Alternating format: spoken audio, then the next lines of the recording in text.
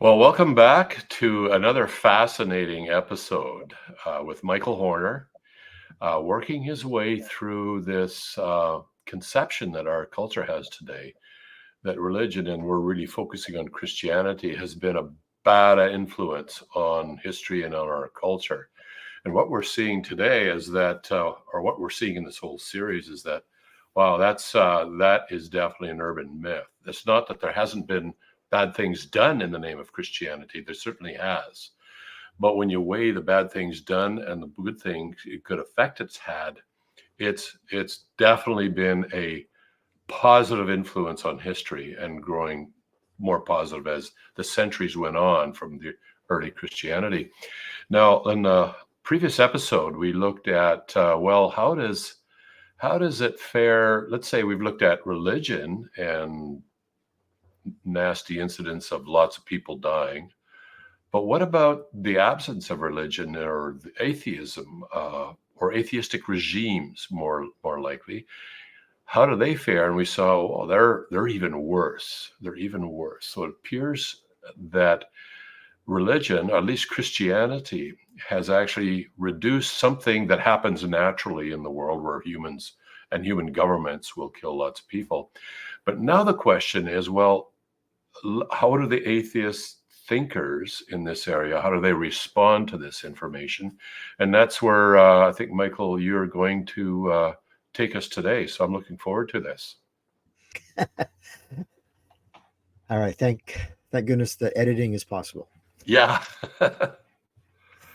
Yeah, I mean, last time we finished off looking at the question of what about irreligion and violence and war? Has irreligion fared any better than religion or Christianity in particular? And we saw that even just looking at the 20th century alone and the amount of violence and death that took place under irreligion, we saw that it's somewhere between 122 million up to 158 million people were killed just in the 20th century.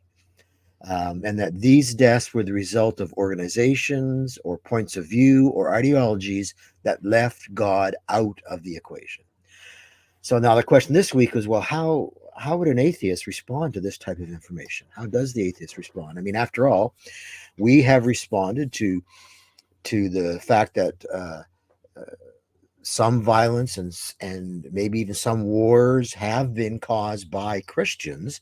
Is that enough to justify the conclusion that Christianity is therefore harmful, and should be marginalized or eliminated or whatever the case may be? And is it not fair for them to say, well, we can do the same, we can say the same thing, all these things that were done, they weren't true atheists, or something like that. And so we're gonna look at how does the atheist respond to this type of information of the wars and the killing that's been done by irreligious people, by groups where God is not part of the picture.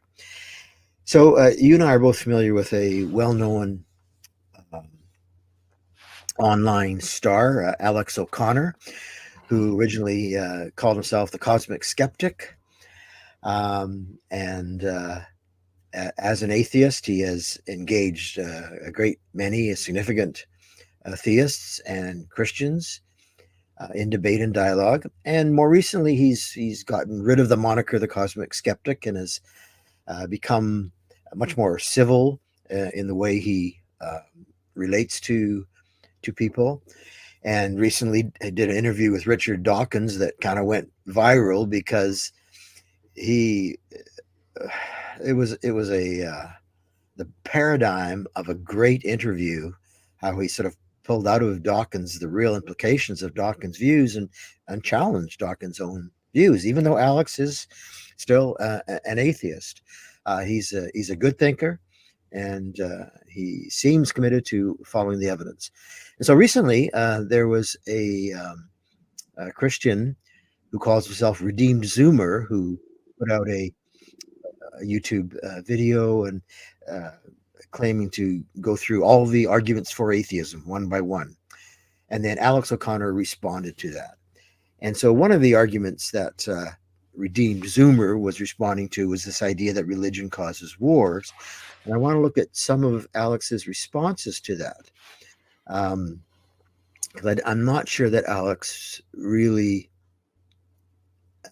that this was his greatest moment, to be honest, in his responses here.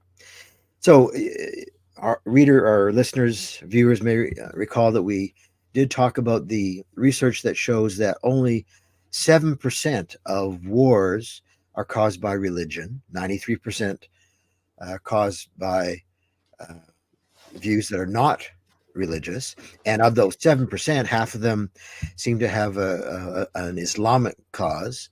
And so it's only 3 to 3.5% of total number of wars in the history of humankind have been caused by religion other than Islam. And so Christianity is going to be a smaller percentage than that, even.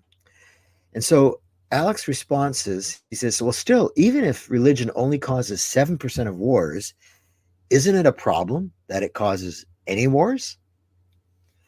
He says the claim is not that religion causes all wars or even most wars, just that that sometimes causes wars. All right, interesting response. So the problem is that it causes any wars at all, according to Alex. My first thought here is that I don't think anyone really believes that this argument is only that religion sometimes causes wars. It's always presented, I've always seen it presented in such a way as to imply that religion inordinately, disproportionately, and excessively causes wars. That's the concern. That's why it's so concerning. And that's why people should not believe in God and religion. But as we saw last time, the evidence just does not support that conclusion, that it disproportionately and excessively causes wars. Secondly, Alex O'Connor's contention that, quote, it is a problem if religion causes any wars, yeah, that's actually a much bigger problem. If that's a problem, that's a much bigger problem for non-religious views. Because if it's a problem that religious views that are not non-Muslim religious views cause only about 3% of the wars, then how much of a problem is it that non-religious views that cause 93% of the wars? Yeah, that's a very good point, Michael, because it's kind of like you've got two in a lab. You've got two cultures of, let's say, harmful bacteria. And in this culture over here, you drop something in there. Let's say it's a unknown drop of liquid. You drop it in that. Now it turns out it's an antibiotic, just between you and me. But let's say you drop a liquid in there in one of the cultures, and you notice that the prevalence of harmful bacteria still is in both jars or both petri dishes, but the one where the drop went in is greatly reduced. There's a great reduction in the harmful bacteria. So you're not going to say, well, that drop, the problem is that still some of the bacteria, harmful bacteria, still is there, and it's the drop's fault. Rather, the question should be, what is it about the drop that massively reduces the harmful bacteria compared to the petri dish without that drop in it? And it's the same for, let's say, Christianity. What is it about Christianity that if without Christianity or without religion, the wars are greatly more, but with it, they're hugely reduced? Then maybe we should take a second look at this figurative drop, so to speak. What is it about Christianity that greatly reduces? Anyways, I just thought Yeah, I'd throw that in. no, that's a great analogy. And so I think Alex's response here is just a classic deflecting. you know, this is really dangerous for our side, so I'm going to deflect and show how bad it is on the other side. Well, I'm sorry, 3% versus 93%. There's just no comparison.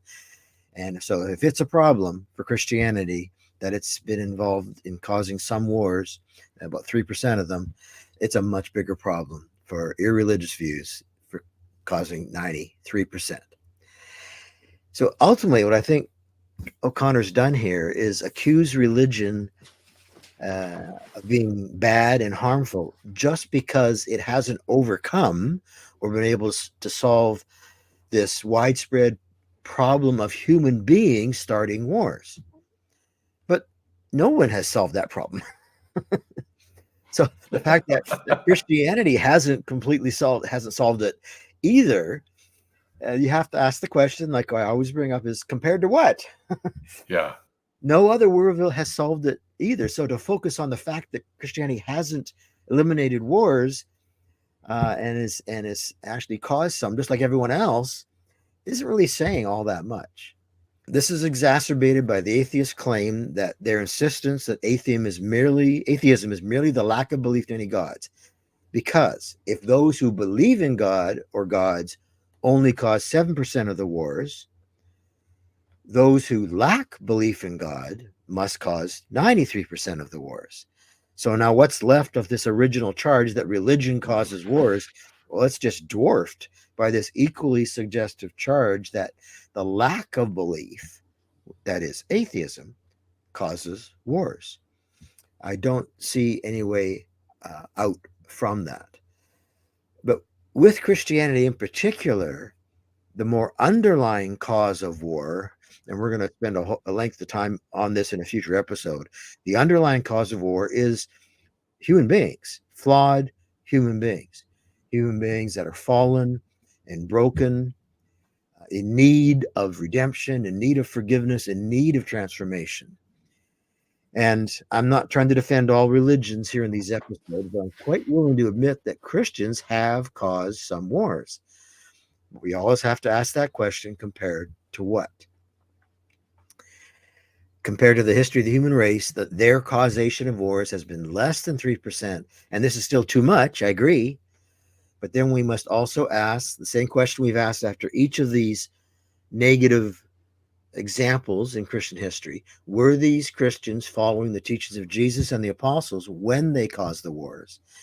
Because that's the important issue. And only if they were can one justifiably draw any conclusions about whether Christianity is harmful compared to other available worldviews. It may be true that Christians have caused wars, but that's not an indictment of the teachings of Jesus when the Christian is not following those teachings. Yeah, this idea you've just raised here, which is that there's something about humans themselves that seems to be the underlying cause, flawed human beings. We could call it human nature. I find that there's people who resist that. They like to think that we're just victims of our environment, and it's the wars that cause humans to get off track, that make them flawed. But what you're suggesting here is the actual other way around. It's the flawed human beings that cause the wars. And I think that it doesn't even make sense to say wars just start up in and of themselves without the involvement of human beings, and then they affect our environment. War is not an agent. Yeah, it's not an agent. It's not a causal agent. It's, well, not a first causal agent in this chain of events. It's rather, well, what about the people who started that war, that created the environment, that, and so on and so forth. But it seems that it's kind of like a garden where weeds are growing naturally anyways. You're going to have weeds.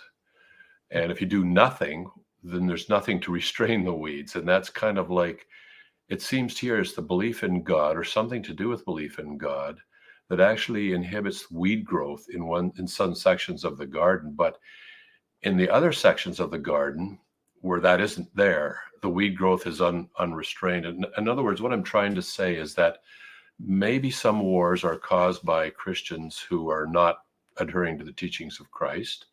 And maybe some wars are caused by atheists directly because they see religion as competition. And I'm thinking of, let's say, North Korea, for example, where it deliberately targets religion. When you see an atheist regime deliberately targeting religion, then what you actually have is, then you could say, yes, they're trying to wipe out religion, and here's what they're doing, and they're causing a lot of deaths.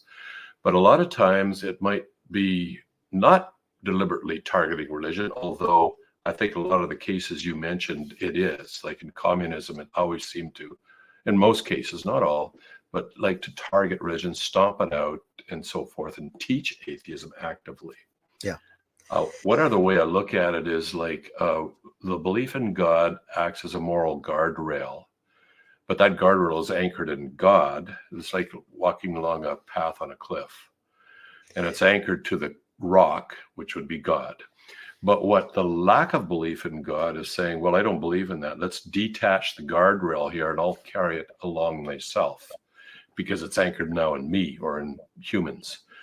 Well, a guardrail that you carry along with you along that path that's on the face of the cliff, not a very good guardrail at all. It's not going to save humanity from the extremes of human nature. And I think I would just say, just watch the news. If one wonders about human nature, just watch the news. Yeah, exactly. Now you've introduced the some of the further points that we're going to go into in more detail here.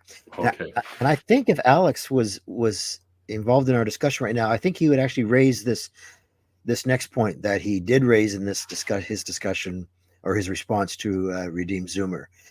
He says it's worth asking, wherever there is a totally non-religious conflict, do you think that such a conflict will be calmed or exacerbated if we were to introduce religious conviction? I'm pretty sure that that's what Alex would say right now in the middle of our discussion. So that's a good question. And let's think about this for a minute. First of all, I think what he's actually doing is assuming the very thing he's trying to prove. In other words, he's assuming that religion causes wars in order to prove that religion causes wars. Let me explain what I mean. So how do we know that religion causes most wars? Because we know deep down that religion exacerbates and doesn't calm wars. That is, we know religion causes wars. I mean, he's essentially just arguing in a circle here. It's also arguing against the data. The data shows add religion, less wars. So if you do have a war, it would follow that if you add religion, at least Christianity is really what we're talking about, it should in fact reduce the antagonistic or the antagonism between the two sides. It should have a positive effect. I think that might be overstating the case a little bit. It might be harder to defend that because I think the atheist can say, but just look what's happened in history. Look at what happened in the Reformation, early modern period. You know, you've got all these religious wars. Now, I'm going to respond to that, but I think there's a kernel of truth there that Christians didn't eliminate the wars right away. They weren't a positive antidote immediately there, and I think that raises a further problem for the Christian view. You know, why hasn't it happened more quickly? Why hasn't the introduction of Christianity just like almost right away significantly reduced wars? And we're going to get to that in the long run, but I want to say that Alex is right here to ask the question, but his rhetorical question is assuming a response that ultimately is just arguing in a circle. He's implying that the presence of religion will always exacerbate rather than calm. And by the way, I suspect that that's not true. I suspect there are many counterexamples where Christianity has brought peace, and maybe even other religions have brought peace, just by chance. But he's the one making the claim that the presence of religion will always exacerbate. I don't think we want to make the other extreme claim that the presence of Christianity will always eliminate war immediately. No, that would be too strong. All we see from the data is that the presence of Christianity reduces the number of people dying at the hands of government or whatever, but it doesn't. There's still that 3.5% or whatever. And I think you've raised a good point, is that why would we assume it's an immediate reduction? I look at my own life, for example. It takes decades. It has taken, like, I want to get along with everybody, but how do I do that? And I'm finding that's a lifelong process. It wasn't instantaneous. And I don't know, I certainly won't claim to be perfect by the time it's time for me to depart this mortal coil. Right. There is time involved, like leaven in dough, even in a personal life. And it takes a lot of personal lives in a particular nation or Right. government to start that change. And it is a process. Right. And if it's a problem for the individual and it takes time, then yeah, corporately it's Yeah. going to take even longer. Plus, each generation has to sort of raise itself back up to the Yeah. level of the previous generation, and that's not a given either, right? Yeah. And so it's only authentic Christianity applied that can be an antidote. And Christianity isn't always applied. That's part of the history that we're Mhm. seeing. When it is applied, there's tremendous positive impact. When it's not applied, it's the answer usually is not. It's not a problem with Christianity. It's a problem with Christians not applying the teachings of Christianity. So I think the problem with Alex here, he's actually just relying upon the um, intuition that we all have in our current Western culture that, hey, we all know Christianity is, causes violence and that sort of thing. So that's why he thinks his rhetorical question, do you think the presence of religion is going to calm things or exacerbate things? He knows people are going to say, no, it's going to exacerbate because that's what we've all been taught. So he's essentially arguing religion causes wars because we all know religion causes wars, and Yeah. that's not a good argument, as I'm sure he would agree. So it's the lingering effects of this Enlightenment narrative to make Christianity look bad that is just deeply embedded in our culture, and it's colored people's assumptions about Christianity, and that's why that rhetorical question functions as a seemingly good argument for him, but in reality, it's a fallacy. And it's a fair question to ask, though, whether the introduction, or if it's a fair question to ask whether the introduction of religious belief into a conflict would help or not. It's also fair to ask whether the elimination of religious conviction would end all wars. So, I mean, you can just turn this argument around on him. If you eliminate religious conviction, if you eliminate belief in God, would that end all wars? Well, no, we've seen the evidence is overpowering against that conclusion. The horrors of the French Revolution, 20th century communism settle that issue. And there's no need to exaggerate the history there. Just tell the facts as they are, and there's no exaggeration needed, unlike with the Dark Ages myth that the Enlightenment Project used as propaganda against Christianity. That was based on what's now known as clear exaggeration and hyperbole and not on the facts. So, There's something maybe just to recap or just to maybe sum up what you just said in a slightly different way. Or maybe you want to address this one last time. I think often we're looking at what's causing the wars, and is it religion or is it atheism? But it might be another way to look at it is what's permitting the wars, what's permitting human nature to become unchained or released or freed up to do the things that, the animal type of things, the primal type of things that we're tempted to do. And it's almost like human nature is like, it's not to say human nature is 100% there's nothing good about it, but human nature has a tendency, let's call it an infection. And it's not what's causing the infection to spread, that's human nature, but what restrains it. And that's where the antibiotic comes in. So religion is actually, it's not like atheism is causing wars or Christianity is causing wars, but rather that Christianity restrains this infection. Whereas if you abandon the antibiotic, whatever it is that slows the production of wars down is gone. It's kind of like the fence is down, the dogs have escaped, now we got a problem. And they didn't escape because somebody caused them to escape. They just escaped simply because you removed the fence. which I'm saying is analogous to Christianity, or a belief, a sincere belief in God, at least. Yeah. Well, you're right on track, because that's the word of permitting is exactly the word that Alex uses in his next comment in this dialogue. He says, "I just want to point out that whilst religious violence is motivated by religious beliefs, atheist violence is rarely motivated by atheism. It's at best permitted by someone's atheism, but then religious violence is also permitted by the person's religious beliefs as well as being encouraged by them."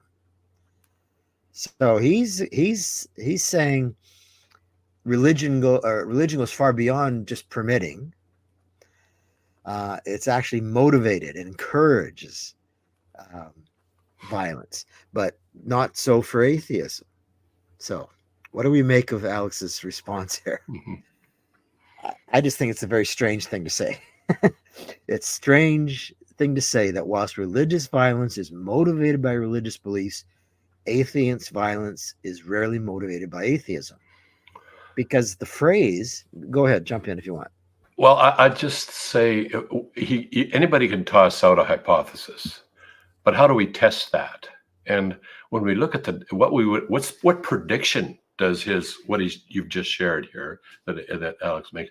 What prediction would we make if that? Well, we would say, if that's the case, we would predict that if we have a sincere belief in God in this piece of history or that section of the geography, then it should be even worse over there than it is where you have no belief in God, no religion. That's the prediction. And the data says the exact opposite of what the prediction that Alex Connor is really making here. Yeah, the real data, The as real opposed data, to yeah. the Enlightenment narrative data, which is what the whole atheist view is built on. So yeah, you're exactly right. I think he's making a real simple mistake here, though, because the phrase religious violence, that just means violence motivated by religious beliefs. Well, the phrase atheist violence, that just means violence motivated by atheist belief or lack of beliefs, if you define atheism that way.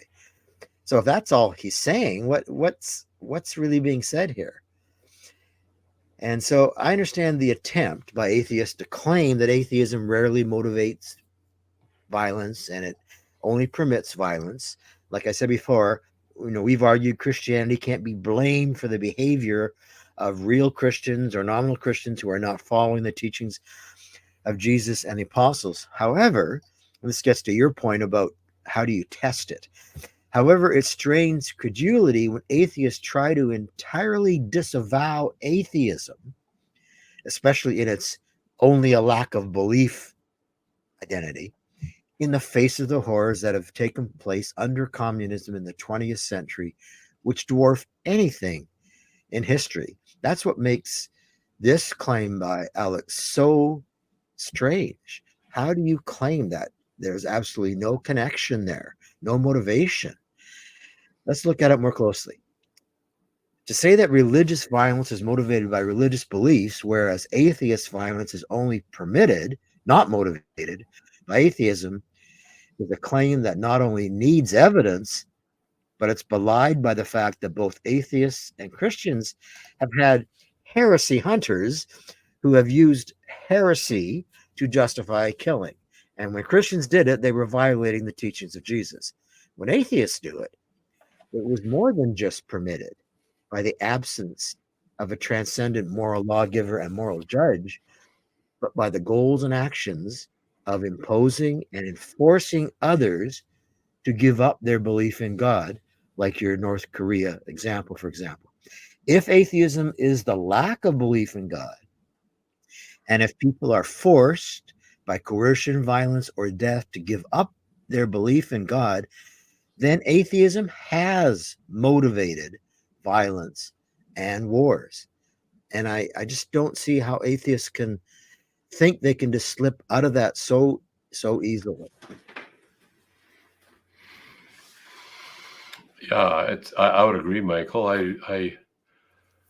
I think it's actually just maybe a more of a fog that is introduced into the discussion that dissipates quite quickly when you actually look at the real data as opposed to Yeah, this. I think you're right. That's another way to give the hypothesis that I have here, is that this idea that religion, that Christianity is harmful, and and is the cause of violence and wars and the evil things that we've discussed that happened during the Middle Ages and so on. Hmm. That is that fog, because it's the propaganda that has been taught to our culture for the last 250 years, and it just seems right that that's true. Everyone knows that, right? But Yeah, that's actually the myth that we are challenging, and I think for good reason. yeah. For the data actually The data. doesn't. The data dissipates the fog. So Yeah.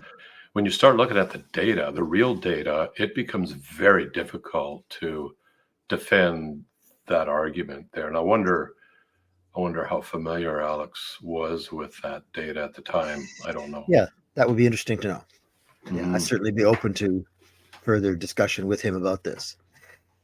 Now, I've talked about John Dixon, the Australian historian, in the past. His excellent book called Bullies and Saints, where he looks at the history of the impact of Christianity, and he looks at the bullies within Christianity and the saints. He looks at both. And he's not so hard on this atheist argument as I am. Here's what he says. He says it would not be fair to credit these unprecedented human catastrophes to atheism itself. Richard Dawkins is surely right when he says, I cannot think of any war that has been fought in the name of atheism. Why should it? Why would anyone go to war for the sake of an absence of belief? Is what Dawkins says. So Dixon responds, well, fair enough. I'm not so sure I would say fair enough, but Dixon says, fair enough. No one has gone to war or slaughtered millions in the name of atheism. And then he says, I doubt that anyone has done anything good or bad in the name of atheism. But that is not the point. So he's a little easier on this atheist argument than I am. But then he pivots and he says, the Well, real point is the following.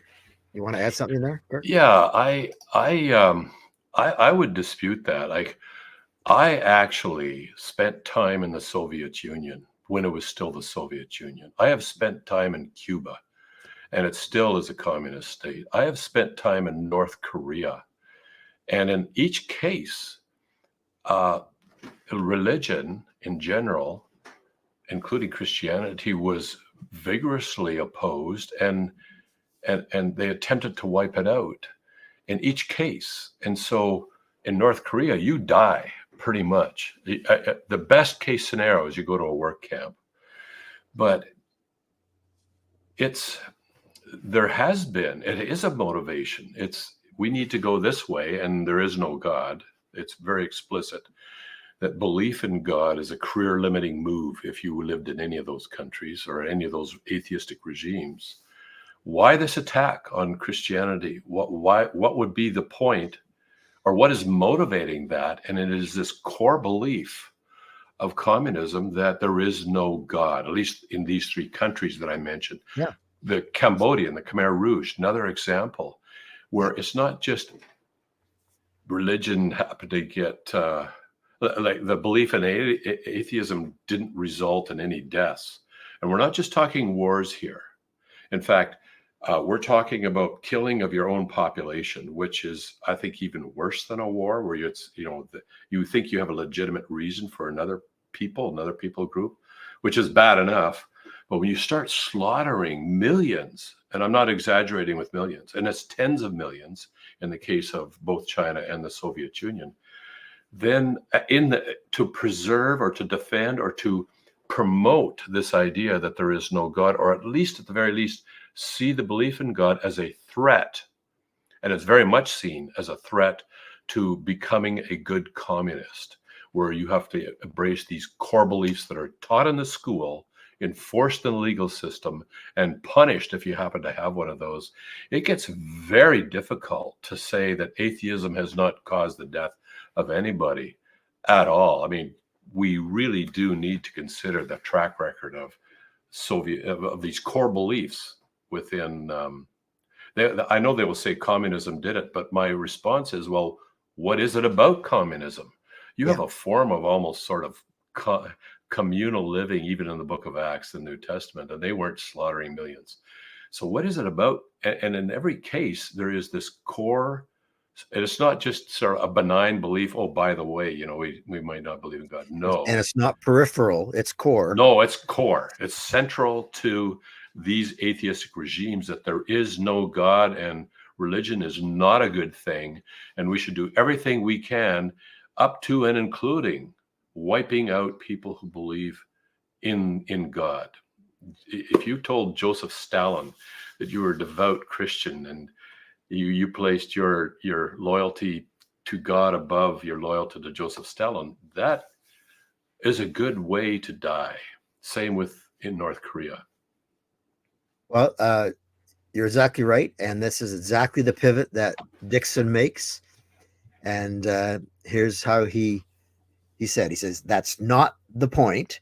And he says, the more interesting question is, did the atheism of Stalin, Mao, and Pol Pot, their absence of belief in a higher moral authority, contribute to their feeling that it was permissible to slaughter millions in pursuit of the new society? He says there's no necessary link between atheism and immorality.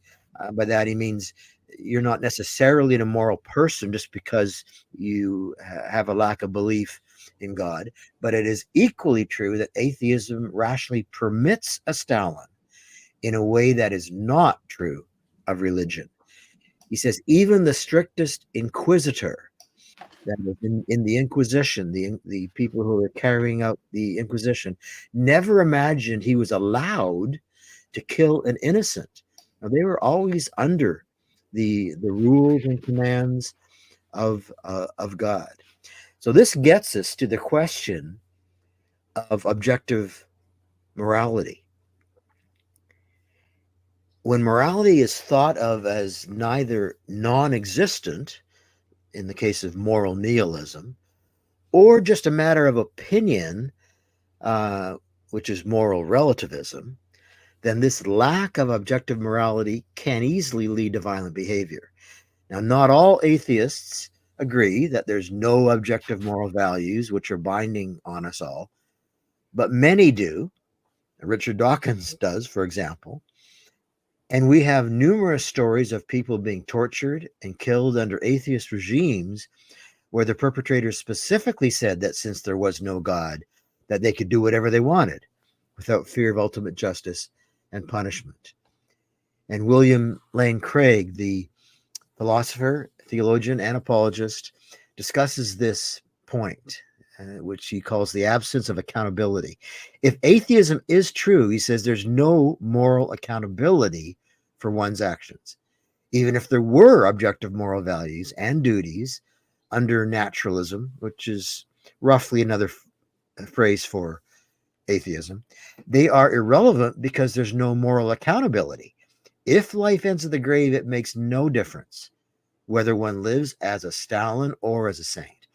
And as the Russian writer Dostoevsky rightly said, if there's no immortality, then all things are permitted. And the state torturers in Soviet prisons understood this all too well. Richard Wurmbrand, who was imprisoned under communist regimes, reports the following, quote, the cruelty of atheism is hard to believe when man has no faith in the reward of good or the punishment of evil. There's no reason to be human. There's no restraint from the depths of evil which is in man. The communist torturers often said, quote, there is no God, no hereafter, no punishment for evil. We can do what we wish. End of quote. He says, I've heard one torturer even say, quote, I thank God, in whom I don't believe, that I have lived to this hour when I can express all the evil in my heart. And Wurmbrand says he expressed it in unbelievable brutality and torture inflicted on prisoners. This is in Wurmbrand's book called Tortured for Christ, published in 1967. So with atheism, it is the logical outworking of some of their beliefs or lack of beliefs. And when Christians did what they did, it was in violation of the teaching and the very person of Christ. And that is the difference in these worldviews. It doesn't seem to be, well, if it's okay for Christians to say, well, they weren't actually following the teachings of Christ. It it's okay for the atheists to say, well, they actually weren't following the beliefs of atheism. It just looks like in these two cases that is not an accurate analogy. Mm-hmm.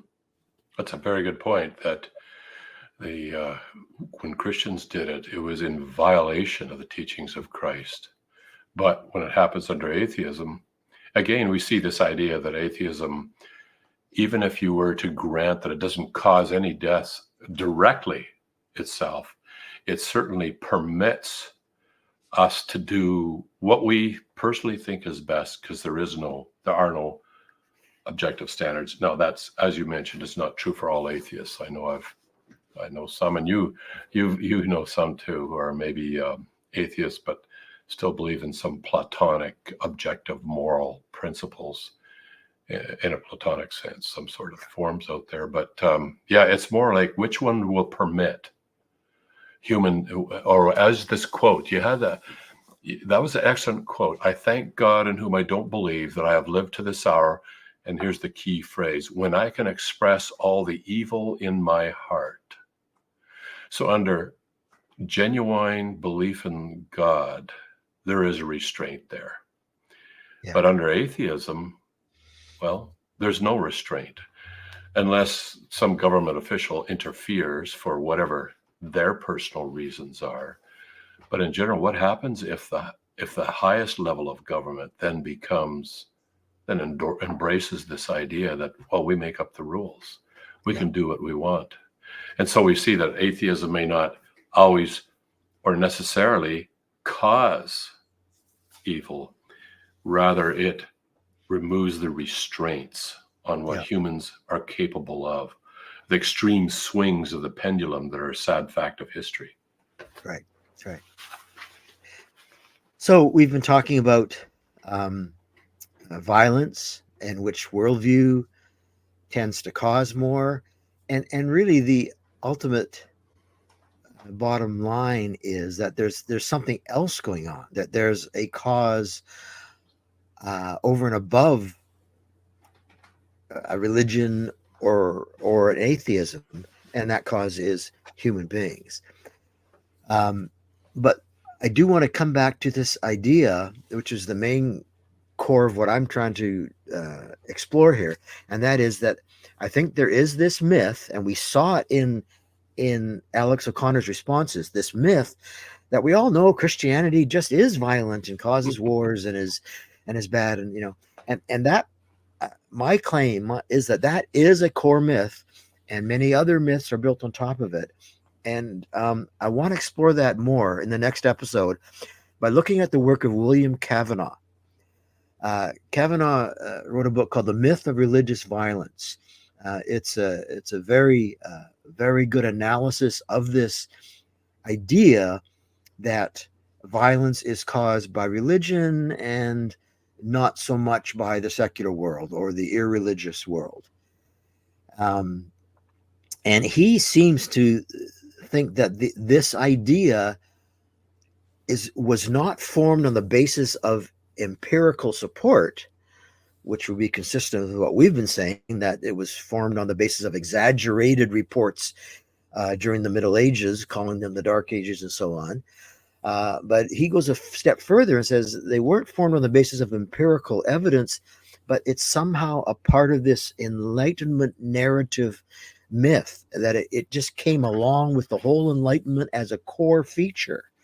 And so it's really an interesting analysis of that, and it's worth us spending the time on Kavanaugh's reasoning here to see whether he's right.